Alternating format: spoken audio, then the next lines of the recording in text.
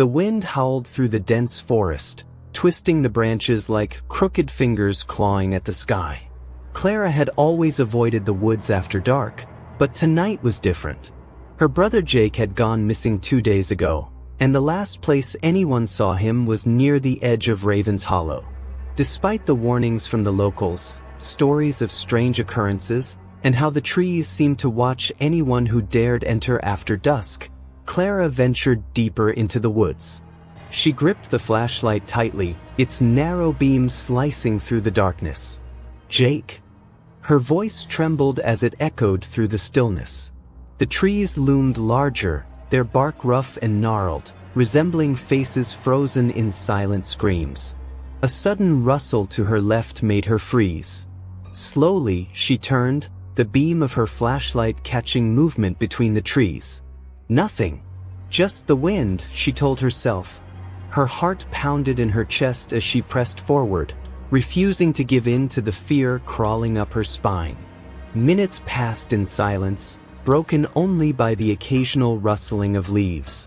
Then she saw it, something white glimmering in the distance. She approached cautiously, her breath hitching when she realized it was a piece of cloth snagged on a low branch. Jake's jacket. Jake? Her voice cracked, panic setting in.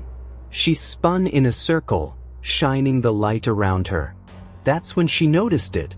The trees were different here. It wasn't just the way the branches curled toward her, or how the leaves seemed unnaturally still. It was their trunks. The bark twisted and shifted as if it was alive. Clara's breath caught as her flashlight beam landed on a thick oak. Its bark was no longer rough. It was smooth, like skin, with lines that formed eyes. Dozens of eyes. All of them wide open, staring directly at her. She stumbled back, her mind racing. This wasn't possible. Trees don't have eyes. But there they were, blinking slowly, their gaze tracking her every move. A twig snapped behind her, and Clara whipped around, but there was nothing. Just shadows. Yet, she couldn't shake the feeling that something was watching her. More than just the trees. "Jake," she whispered, her voice barely audible. A low hum filled the air, growing louder with each passing second. Clara's heart raced as the ground beneath her feet began to tremble.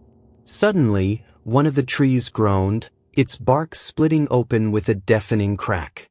A dark, twisted figure emerged from within, its body contorted and covered in the same eyes that adorned the trees. Clara stumbled backward, dropping her flashlight as her legs gave out. She crawled away, her mind numb with terror. The figure stepped closer, its breath ragged, its many eyes never blinking. "Run," a voice whispered through the trees, but it wasn't Jake's. It was a cold, hollow sound, coming from everywhere at once. She scrambled to her feet, grabbing her flashlight and bolting into the woods. The trees seemed to close in around her, their branches reaching for her like skeletal hands. Behind her, the thing gave chase, its heavy footfalls growing louder with every step. Clara's lungs burned, but she didn't stop. She couldn't. As she ran, she could feel the eyes watching her, dozens, maybe hundreds of them, growing on every tree she passed. Just when she thought she couldn't run anymore, the forest opened up. She burst into a clearing, gasping for breath. But her relief was short-lived. Standing in the center of the clearing was Jake, his body twisted, his eyes replaced by the same black orbs she had seen in the trees. "Clara," he croaked, his voice distorted. "You shouldn't have come." Before she could scream, the ground split open beneath her feet, and the darkness swallowed her whole.